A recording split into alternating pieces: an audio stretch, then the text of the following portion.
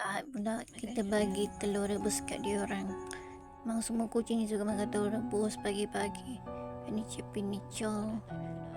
Dia terbang Mamak Jerman, tak sangka tu ni kita keluar pun Michael Pollan pun nak ikut kita. Ini hari Khamis belum Mamak Jerman hilang tu, dia dah mati.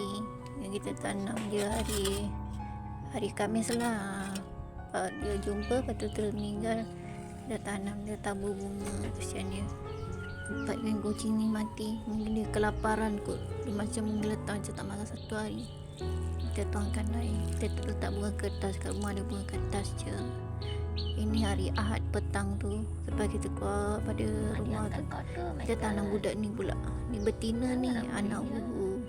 Kita tanam adik Michael Pollan. Kita tanam kat sini. Dia cirit-birit. Sekejap seminggu cirit-birit, lepas tu dia meninggal dah. Dah bagi ubat dah, tapi tak ada, perut tak tahan kot. Kita taburkan bunga kat bunga kertas. Kita nak cerita ni, kucing ni dia hilang tau. Dia pun cirit-birit juga, tapi dia hidup lama lah sampai besar. Lepas tu hari sebelum nak hilang tu, dia macam ni lah. Dia manja-manja, dia nak ikut kita keluar pergi kedai. Lepas tu esok dia hilang, tak tahu pergi mana. Adik dia semua suka jilat ni. Nama dia Sweeties.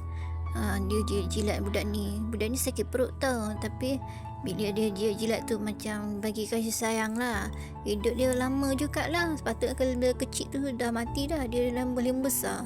Ini hari Ahad kita masak pengat pisang. Ini bunga, kita dah beli Sabtu dah, kita letak lah. Memang dalam hati kita pun nak beli bunga kat dia, bukan saja konten je. Memang kita nak beli letak kat kubur Mamak Jerman sebagai tanda peringatan lah kat dia, kasihan kat dia.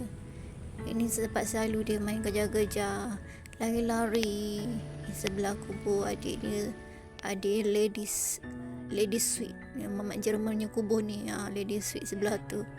Rindulah tengok dia, tak tahu kenapa ring